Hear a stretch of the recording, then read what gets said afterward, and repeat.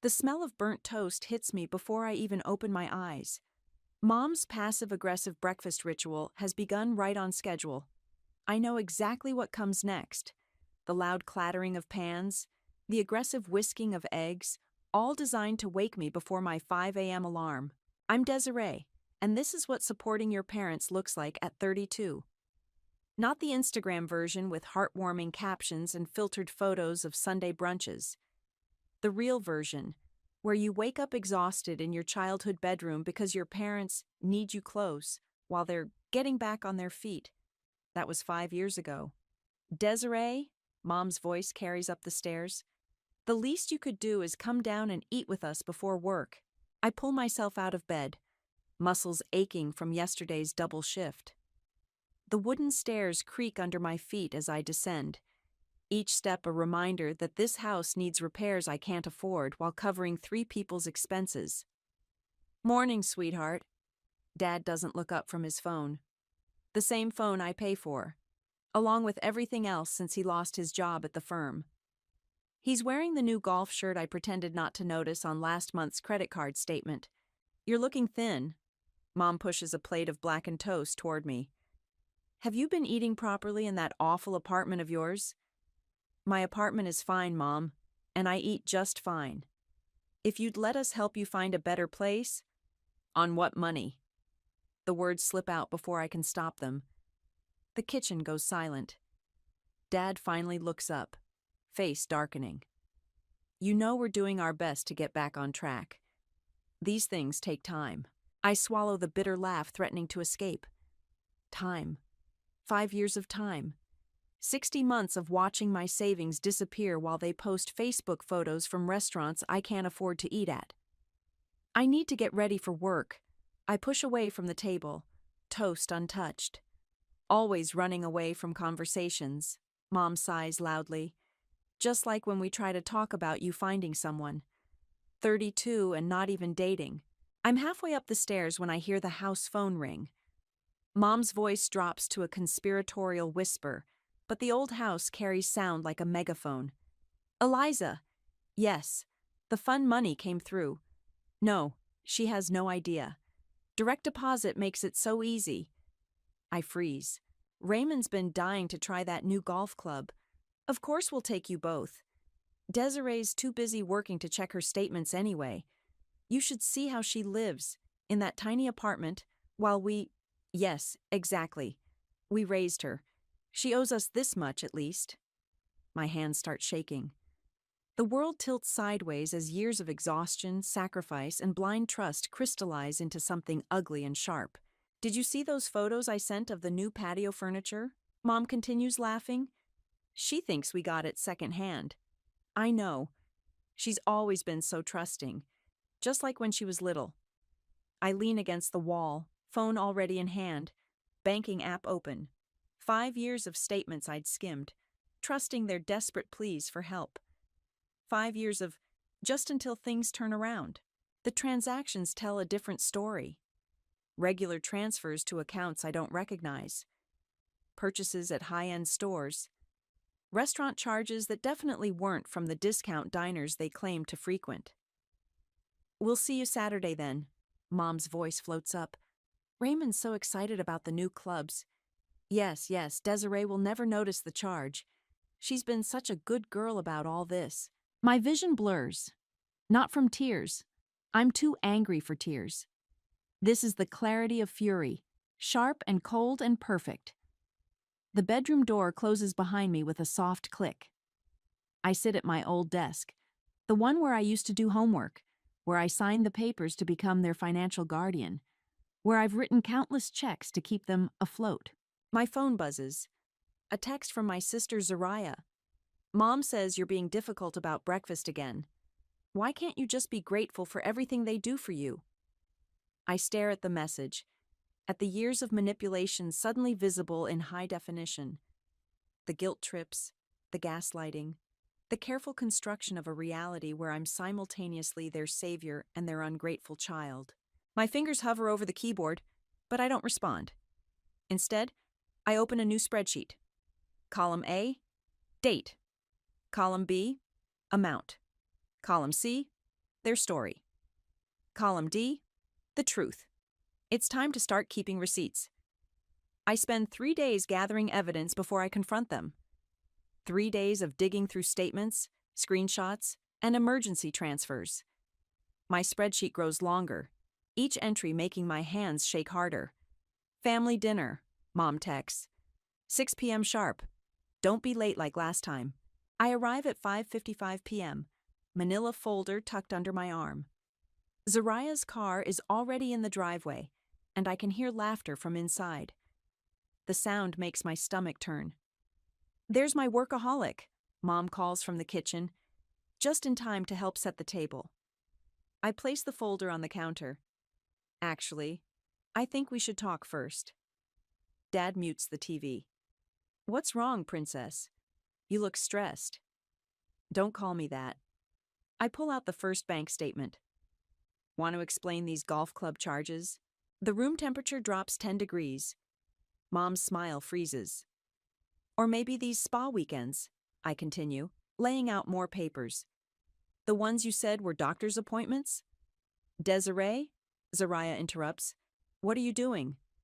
Showing our parents what $131,000 of emergency support looks like. I turn to Dad. Including the inheritance you never mentioned. His face goes red. That money was private.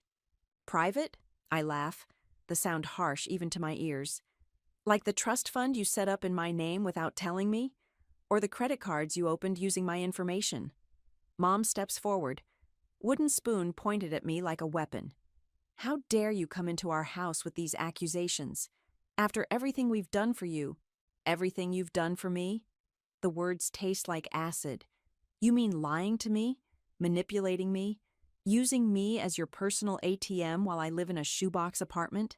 We raised you, Mom shrieks. Fed you, clothed you, put a roof over your head. That's called being a parent. It's not a debt I have to repay. Desiree, stop it, Zariah pleads. You're being dramatic. I slide her the credit card statements. Look at the dates, Zariah. Look at where they were while telling us they couldn't afford groceries. She picks up the papers, hands trembling. Mom, your sister is having some sort of breakdown, Mom says smoothly. You know how she gets, always so high-strung. The inheritance, I cut in. Tell her about Uncle Robert's inheritance. Dad stands up so fast his chair falls backward. That's enough. No, it's not enough. I slam my hand on the table. 5 years. 5 years of working myself to death while you lived it up on my dime. 5 years of guilt trips and manipulation. We are your parents, Mom screams. Everything you give us is a drop in the bucket compared to what we deserve. The room goes silent. Zariah's face drains of color. What you deserve, I repeat slowly. Well, let me tell you what's going to happen now. The money stops. All of it. The cards are canceled. The transfers end today. You can't, Dad starts. I can and I will. And if you try to fight me on this, I'll take every piece of evidence I have to the police. Financial fraud isn't just immoral. It's illegal. Mom bursts into tears. The fake theatrical kind I've seen 1,000 times. How could you do this to us? Your own parents. The same way you did it to me. I turn to Zariah. Check your credit report. Check everything. They're not who we thought they were. I grab my folder and walk toward the door. Behind me, chaos erupts. Mom wails. Dad shouts. Zariah asks questions in an increasingly panicked voice. Desiree, Dad's voice booms. If you walk out that door, you'll what? I turn back one last time. Cut me off? Guilt trip me? Gaslight me into submission? Those tricks don't work anymore. My phone buzzes as I reach my car. A text from Zariah. Just check my accounts. Found weird transfers. Can we talk? Another buzz. Mom. You ungrateful child. After everything we've sacrificed. Then Dad. You're making a huge mistake. Family is everything. I start my car, hands steady for the first time in days. One last text comes through, from my coworker Clark. Still on for coffee tomorrow? Yes, I type back.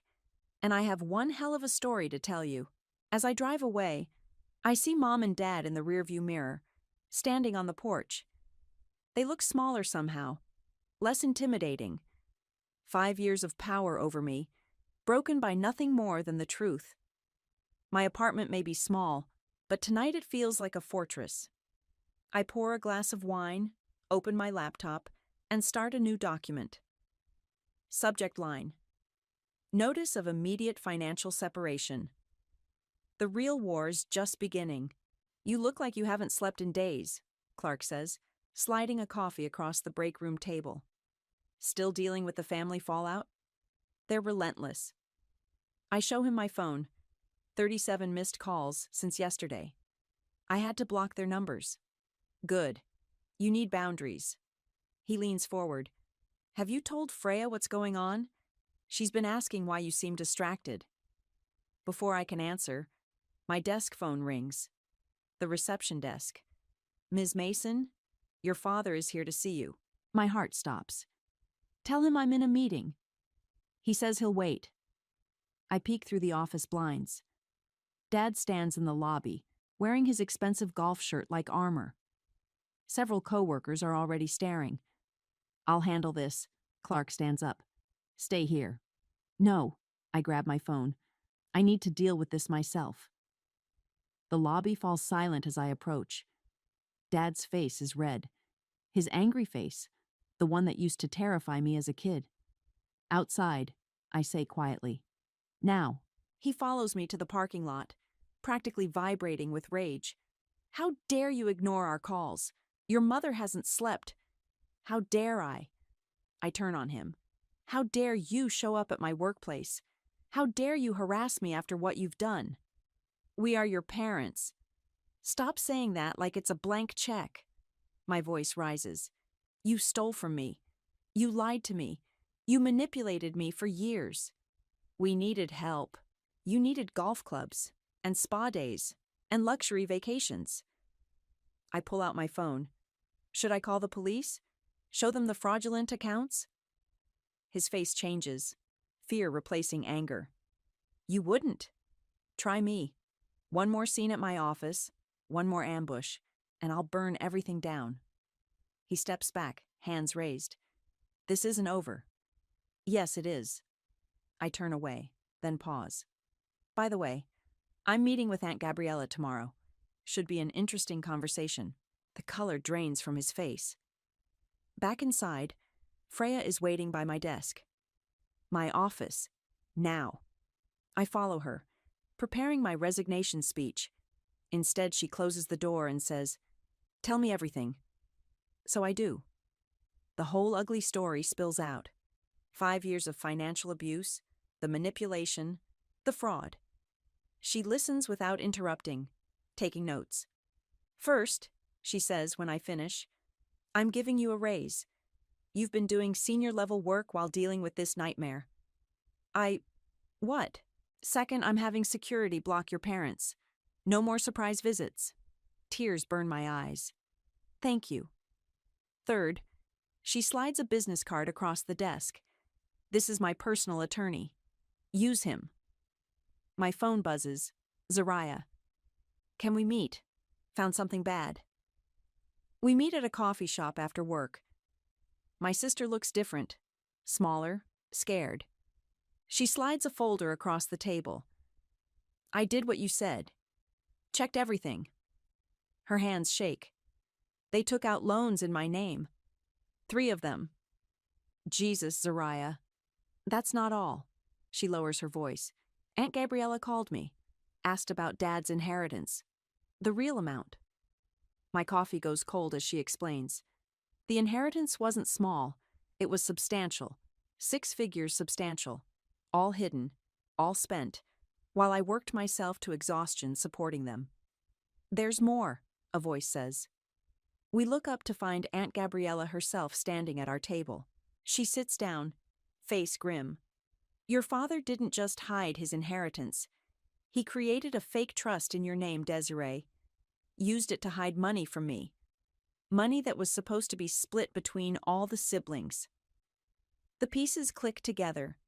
the mysterious transfers, the hidden accounts, the elaborate web of lies. I'm pressing charges, Gabriella announces, against both of them. The question is, will you help me? Zariah starts crying. I reach for her hand. Yes, I say firmly. It's time they faced consequences. My phone lights up. Mom calling from a new number. I silence it and look at my aunt. Tell me everything you know. Later that night, I sit in my apartment, surrounded by papers, bank statements, loan documents, trust paperwork. Each page reveals a new betrayal, a new lie. Clark texts, "You okay?" "No," I reply honestly, "but I will be." I open my laptop and start typing. Dear IRS Fraud Division, sometimes burning bridges isn't enough. Sometimes you need to salt the earth, too. Another text comes through, from Freya. Meeting tomorrow. Time to discuss your promotion. I smile. My parents thought they were breaking me. Instead, they set me free. The total amount is $131,220.47, the accountant says, sliding the report across his desk. That's not including interest or the fraudulent credit accounts. I stare at the number. 5 years of my life reduced to a dollar amount. And you're sure about the trust fund? I ask. Created in your name, without your knowledge or consent. That's fraud. He taps the paper. Clear as day. I leave his office with a certified letter and head straight to attorney Dorian Ryan's building. The receptionist eyes me suspiciously. I'm here about the Mason family trust, I say sweetly. Raymond Mason's daughter. 10 minutes later, I'm sitting across from Dorian, watching him squirm. I can't discuss private client matters. Funny, I interrupt, because I'm supposedly the beneficiary of this trust, yet I've never seen any paperwork. His face twitches. Perhaps you should discuss this with your father. Perhaps you should discuss it with the Bar Association. I lean forward, because helping clients commit fraud seems problematic. The color drains from his face. Miss Mason, just tell me one thing. Was there really an inheritance from Uncle Robert? His silence is answer enough. I text Zariah. Family brunch tomorrow. Don't tell them you're coming. Sunday morning, I arrive at our parents' favorite restaurant. Mom and Dad are already seated, looking smug. Finally ready to apologize, Mom asks as I sit down. Actually, I place the accountant's report on the table. I'm here to present an invoice. Dad's face darkens. Now listen here. No, you listen. I open the folder. 5 years, 131,2047 plus interest. We're your parents. Parents don't steal from their children. I pull out more papers. Parents don't create fake trusts. Parents don't hide inheritances. Mom's face goes white. Who told you? I did. Zariah appears beside the table, right on cue. And Aunt Gabriella told me. This is ridiculous, Dad sputters. We don't owe you any. Actually, I cut in, according to the law, you do. Fraud is fraud, Dad, even when it's family. Mom grabs her water glass. You ungrateful little... Don't, Zariah warns. Don't you dare make a scene. You're both conspiring against us. Mom's voice rises. After everything we've sacrificed. Sacrificed? I laugh. Like the spa weekends? The golf membership? The hidden inheritance? That money was ours. Dad slams his fist down. The trust fund wasn't. I turn to Zariah. Show them. She pulls out her phone, plays the recording of Dorian Ryan admitting everything. Mom's face contorts with rage. You recorded everything, I smile. Every admission, every lie, every fraud. Mom stands up so fast her chair falls backward. You think you can threaten us? No threats, I say calmly. Just consequences. She grabs the table edge. You little... The table flips. Water glasses shatter. Other diners gasp. Mom stands there, shaking with rage, as restaurant staff rush over. I think we're done here. I stand up. brushing water from my dress. You'll be receiving formal documentation from my attorney. If you do this, Dad calls after us, you're no longer our daughters. Zariah turns back. No, we stopped being your daughters the moment you chose greed over love. Outside, she breaks down crying. I hold her tight, feeling strangely calm. What now? She whispers. Now? I pull out an envelope. Now I mail them this. The envelope contains every transaction, every lie, every manipulation from the past 5 years. The cover letter reads, Final Accounting, 2018-2023 support contributions. They'll never pay it, Zariah says. They don't have to. I hug her again. This isn't about money anymore. My phone buzzes. Clark. How'd it go? Table flip dramatic, I reply. But we're okay. Another text comes through, from Freya. Your office is ready. VP title looks good on the door. I show Zariah the message.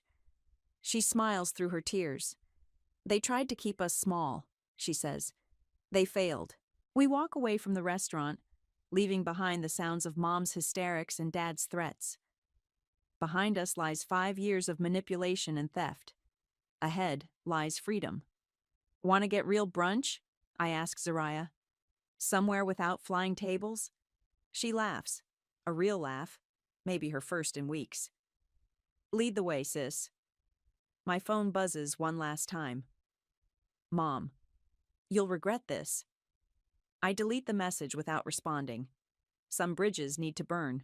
He's back again, our security guard says, pointing to the parking lot. 3rd time this week. From my new corner office window, I can see Dad's car idling near the entrance. 2 weeks of silence broken by his daily stalking routine. Want me to call the police? The guard asks. Not yet. I close the blinds. Just document everything. My phone lights up. Mom's latest burner number. I block it without reading the message. 10 minutes later, my work email pings with a message from an unfamiliar address. You're killing your father. He can't sleep. Please call us. Delete, block, repeat. Freya knocks on my door. Your 10 a.m. is here. Also, your father is lurking in the parking lot? Yeah, I know. She frowns. This is harassment, Desiree. You need to take legal action. I'm gathering evidence. I gesture to my growing documentation file. Building a case. Build faster. She hands me a coffee. Before this escalates. That afternoon, Clark catches me in the break room. Dinner tonight? You need a distraction. I need a restraining order, I mutter, but agree to meet him. My phone buzzes. Zariah. Emergency. Can you come over? I find her sitting on her apartment floor, surrounded by papers. They refinanced my car, she says, voice shaking, without telling me. Use my information to take out a loan. When? Last month. She holds up bank statements. They needed money for their casino weekend, the one right after you cut them off. I sit beside her, examining the documents. We need to report this. Already did. She wipes her eyes. But that's not why I called. Look at this. She opens her laptop, shows me a series of emails. My stomach drops as I read them. They created a fake trust, she explains, in your name. Used it to hide money from Aunt Gabriella. But they got sloppy, left the documentation in their shared cloud drive. My hands shake as I scroll through the evidence. Forward these to my lawyer. All of them. There's more. She pulls up another email. They're planning to claim elder abuse. Say you manipulated them into giving you money. They've been building this narrative for weeks. A cold laugh escapes me. Let them try. My phone rings. Aunt Gabriella. Are you sitting down? Because I just found something interesting in your father's financial records. That evening, I cancel dinner with Clark and meet Gabriella at her house. She has 3 decades worth of financial documents spread across her dining room table. Your father didn't just hide his inheritance, she explains. He hid mine, too. Used your identity to create accounts, move money around. Classic fraud scheme. How much? She names a figure that makes my head spin. I'm pressing charges, she announces. Criminal charges. Will you testify? In a heartbeat. My phone buzzes. An email from Mom. If you don't call us by tomorrow, we're going to the police. We'll tell them everything. I forward the email to my lawyer, then type a response. Please do. Explain the fraud, the identity theft, the fake trusts. I have documentation for everything. No response. Driving home, I spot Dad's car following me. I call the police. Yes, he's still following. No, I don't feel safe. Yes, I'll hold. He finally turns away when I pull into the police station. The officer takes my statement, adds it to my growing file. We can arrest him for stalking, she offers. Not yet. I hand her my documentation. I want to build a complete case first. At home, I pour a glass of wine and open my laptop. Time to write the hardest email of my life. Dear Mom and Dad, I've documented everything. The fraud, the theft, the harassment, every lie, every manipulation, every illegal act. I have proof of all of it. Stop following me. Stop calling. Stop emailing. The next documented incident goes straight to the police. You taught me that family is everything. You were wrong. Peace is everything. And I choose peace. Do not contact me again. All debts, emotional and financial, are hereby settled. Goodbye, Desiree. I hit send, then block their final email addresses.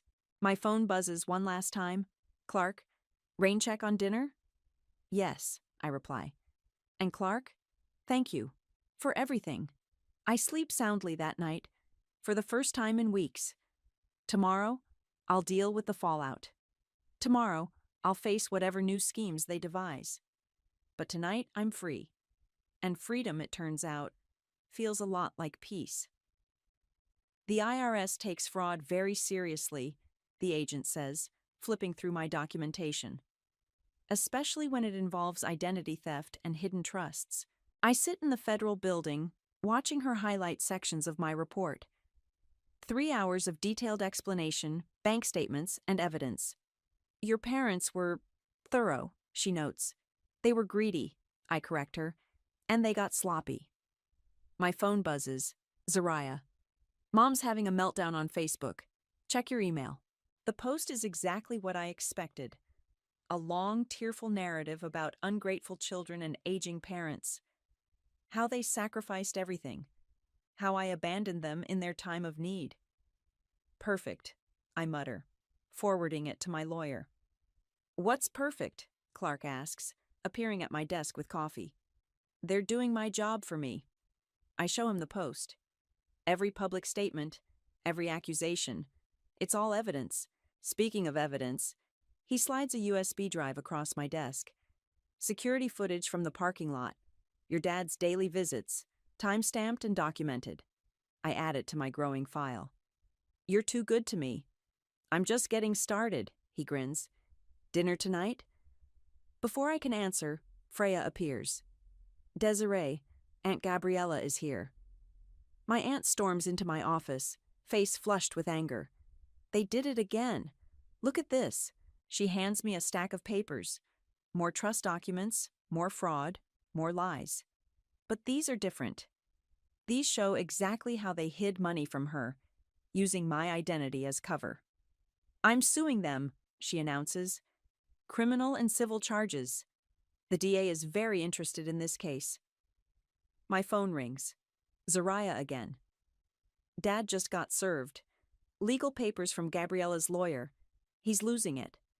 Stay away from the house, I warn her. This is just the beginning. That evening, I sit at my computer, fingers hovering over the keyboard. The post I'm about to write has been brewing for weeks. To those who've been asking about my family situation, I begin. I detail everything, not names, but facts. The financial abuse, the manipulation, the fraud. 5 years of sacrifice met with theft and lies. By the time I finish, my hands are shaking. "Post it," Clark says softly. He's been reading over my shoulder. They don't get to control the narrative anymore. I click share and watch the responses flood in. Other victims of financial abuse, people who've been through similar situations. Support, validation, understanding. Then, "Desiree, your mother's responding." Mom's reply is epic. Pages of accusations, twisted facts, emotional manipulation. Each word digs her grave deeper.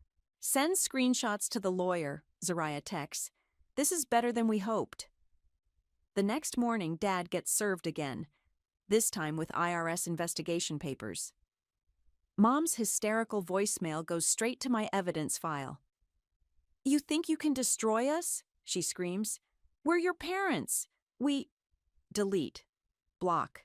Document. Freya calls me into her office. "The board approved your promotion." And she slides over a paper. "Your raise. Effective immediately." I stare at the number. More than enough to finally move to a better apartment. To start fresh. "Thank you," I whisper. "No," she says firmly. "You earned this. All of it." My phone buzzes. The family lawyer. "Your parents received the IRS notice. They're panicking. Want to negotiate." "No deals," I text back.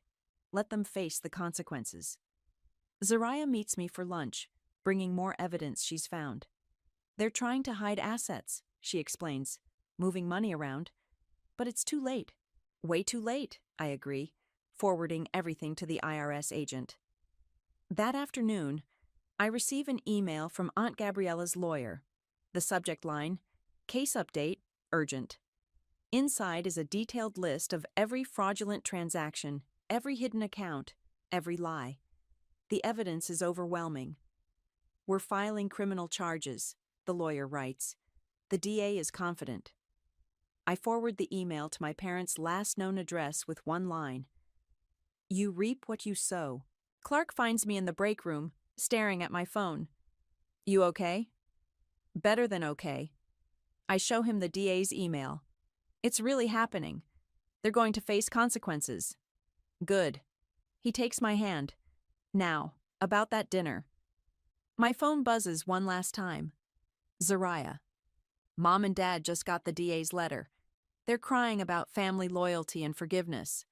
I type back. "Too little, too late." The war isn't over, but for the first time, victory feels certain. Not just legal victory, emotional victory. Freedom from their manipulation, their guilt, their control. I look at Clark, still holding my hand. Dinner sounds perfect. Sometimes the best revenge is simply living well. "Guilty on all counts," the DA announces in her office. They're accepting a plea deal. I sit between Zariah and Aunt Gabriella, watching my parents' carefully constructed world crumble through a conference call. "The terms?" Gabriella asks. "Full restitution, probation, and—" The DA pauses. "They have to admit everything, publicly." My hands shake as I sign the agreement. 5 years of lies ending in black and white truth. "They're broke," Zariah whispers. "The IRS froze everything." Good. I close the folder. They can finally live within their means. Outside the DA's office, my phone rings. "Clark, your office is packed. Ready for the move tomorrow?" "Almost." I smile, thinking of my new apartment. No more budget constraints, no more guilt-driven sacrifices. Just one more stop to make. I drive to my parents' house one last time. The yard is overgrown, the luxury cars gone. A far cry from the facade they maintained with my money. Mom opens the door, looking older than I remember. "Desiree, don't." I hold up my hand. "I'm here to say this once. It's over." Dad appears behind her, deflated without his expensive clothes and arrogant smile. "We can explain the fraud, the theft, the lies." I pull out an envelope. Save it for your probation officer. We're your parents, Mom tries. No. I hand her the envelope. You're criminals who happen to give birth to me. There's a difference. Inside the envelope is a letter detailing every penny they stole, every lie they told, every manipulation they attempted. At the bottom, in bold, do not contact me again. All debts, emotional and financial, are hereby settled. You can't just, Dad starts. I can and I have. I turn to leave, then pause. By the way, Aunt Gabriella revised her will. Guess who's not in it anymore? Their faces crumple as the final piece of their entitlement crashes down. Back at my apartment, Clark helps me pack the last box. You're really doing this. Moving on? I tape the box shut. Yes, finally. My phone buzzes. Freya. Board meeting tomorrow. Time to present your first project as VP. Another text follows. Zariah. Mom's crying about the will. Dad's talking about moving to Florida. Let them run, I reply. We're done chasing. Clark wraps his arms around me. Proud of you, you know that. I'm proud of me, too. I lean into him. For the first time, in forever. The next morning, I walk into my new office. Corner suite, executive desk, my name on the door. Freya meets me with coffee. Ready to crush this presentation? Born ready. My phone lights up. An email from my parents' lawyer. Final restitution schedule attached. They've agreed to all terms. I forward it to my accountant without reading it. The money doesn't matter anymore. The freedom does. Zariah visits that evening, bringing wine to my new apartment. Can you believe it's over? Not really. I pour us both glasses. Keep expecting another crisis, another guilt trip. Instead, we got justice. She raises her glass. To freedom. My phone buzzes. Aunt Gabriella. Just filed the final paperwork. The trust is yours now. All of it. I show Zariah the message. Karma's real. So is healing, she adds softly. Later that night, after everyone leaves, I stand on my new balcony. The city lights blur below, full of possibility. My phone shows one last message, from an unknown number. We're sorry. We know it's too late, but we're sorry. I delete it without responding. Some bridges should stay burned. Clark texts, dinner tomorrow? Yes, I reply. And the day after. And after that. My sister sends a final message. Mom's asking if we'll ever forgive them. I think about it, watching the stars above my expensive new view. The view I earned. The life I reclaimed. Some things don't deserve forgiveness, I write back. Some lessons need to be permanent. I close my eyes, feeling the night breeze. No more guilt. No more manipulation. No more sacrificing myself for people who only saw me as a resource. My phone buzzes one last time. Freya. You're going to nail tomorrow's presentation. You've earned this. Yes, I have. Every bit of it. I've earned my freedom, my success, my peace. And no one, not even the people who gave me life, gets to take that away again. Tomorrow is mine. Finally, completely mine. Last box, Clark announces, setting it down in my new living room. Though I still think you should have hired movers. After everything, I shake my head. I needed to move every box myself. Make it real. My phone buzzes. Zariah sending a photo. Mom and Dad's house with a for sale sign out front. Their downsizing isn't optional anymore, not with the restitution payments and legal fees. They're moving to a rental, she texts. Dad's furious about having to work retail at his age. Karma, I type back, then set my phone aside to help Clark unpack. We're arranging books when Freya calls. Turn on the news. Channel 7. There it is. My parents on screen, making their court-mandated public statement. Mom looks small without her expensive clothes. Dad's shoulders slump as he reads their confession. We apologize for the financial fraud and emotional manipulation of our daughters. Clark mutes the TV. You don't need to watch this.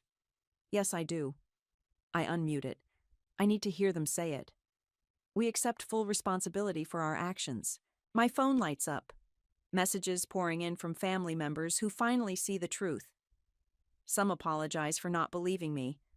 Others share similar stories of manipulation. The doorbell rings. Aunt Gabriella, with housewarming wine. Thought you might need this today. We sit on my new couch, watching my parents' public humiliation. Not with joy, but with quiet satisfaction.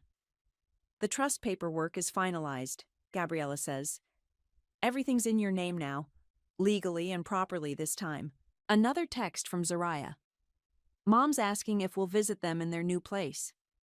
Your choice, I reply. I'm done. Me too, she sends back. Finally free. Clark orders dinner while I unpack my home office. Between boxes, I find the original spreadsheet, my first documentation of their fraud. It feels like a lifetime ago. Ms. Mason, my building's concierge calls, there's a delivery for you. It's flowers, from my team at work. The card reads, Congratulations on the promotion and the new home. You earned this. Yes, I did. Every bit of it. The evening winds down. Gabriella leaves.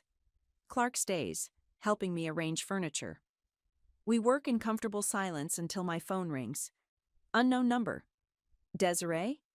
Mom's voice, smaller than I've ever heard it. Please. I hang up. Block the number. Turn back to building my new life. You okay? Clark asks. Better than okay.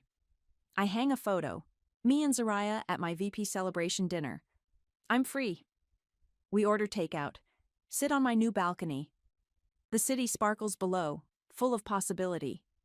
I have something for you, Clark says, pulling out a small box. Inside is a key. For emergencies, he explains. Or whenever you need a safe place. I think about safety, how I never felt it with my parents, how I'm finally finding it now. My phone buzzes. Freya. Board loved your proposal. Project starts Monday. Another text follows. Zariah. Found an apartment near you? Ready to be neighbors? Always, I reply. The night grows quiet. Clark leaves with a kiss and a promise for tomorrow. I stand in my new space, my fortress, my freedom. One last text comes through, from my old therapist. Saw the news. Proud of you for breaking free. I look around my apartment. No more budget constraints. No more guilt. No more sacrificing my peace for people who never deserved it.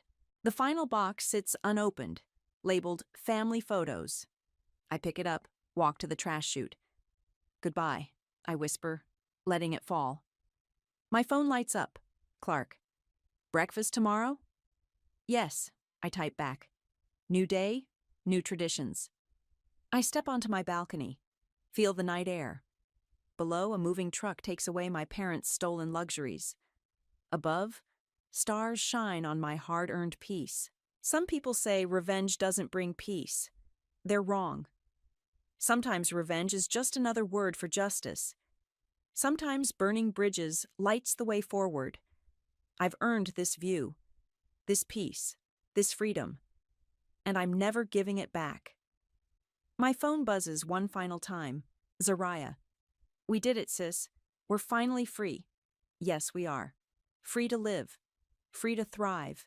Free to be ourselves without guilt or manipulation. I look out over the city. My city now. Tomorrow brings work, success, love, peace. All the things they tried to take. All the things I took back. The night wraps around me like a promise. This is what victory feels like.